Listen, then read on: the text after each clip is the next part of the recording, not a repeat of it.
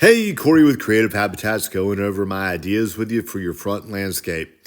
So, in this particular landscape, the first thing that I have done is I've wiped everything out with the exception of this Japanese maple. Over time, this Japanese maple is going to look like this. It is going to be a beautiful tree. But I do have quite a few recommendations for other things in here. One of the things that you mentioned is that there is negative drainage. In other words, everything goes towards the house. So the first thing that I would do after taking this out, build a wall around your vent, bring in enough dirt so that this drains to the front instead of holding water going towards the back. After that, let's talk about the exciting point, which is the landscape design in here. Let me talk to you a little bit about what you're looking at. So here is your Japanese maple all grown up. Against the wall, I have camellias. These camellias are right up against the wall, and I'm going to use a big fancy word, espaliered. That simply means that they're two-dimensional and not three-dimensional. That will make your life easier in maintaining these.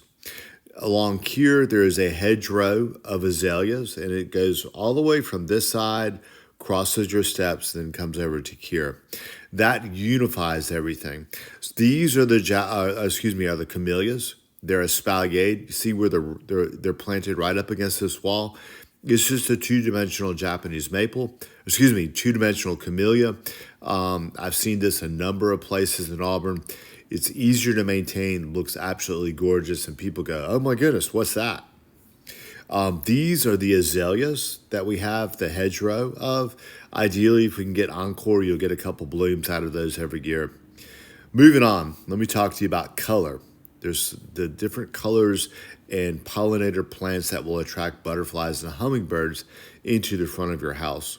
So this is Pugster butterfly bush. That's what you see right here. Then we've got Homestead purple verbena, which is what's growing here and here and here. And then lastly, the yellow is black-eyed Susan. Now, this time of the year, these are going to be declining in the way they look, but it is a perennial and it'll come back each year bigger and better for you.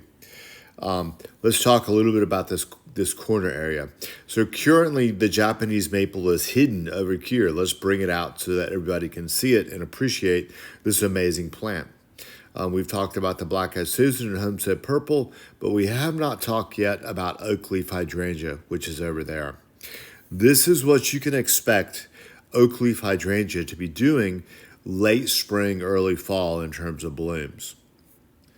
All right, moving on to this area. To bring some unity to this landscape, I have oak leaf hydrangea again in this design right here. I also have the same low-growing azaleas here, and then as we saw, your drift roses do better as they get closer to the sunlight, closer over here. So I've got those right here on this edge, along with Homestead purple verbena. Another thing I noticed, you're looking at just a big wall over here with your neighbors. So I wanted to brighten that spot up some.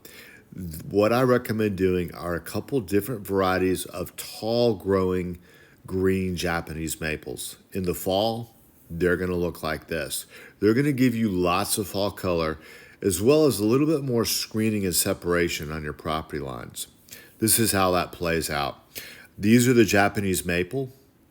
Along this property line, I have blueberries. You talked about wanting garden space over here, so I have blueberries.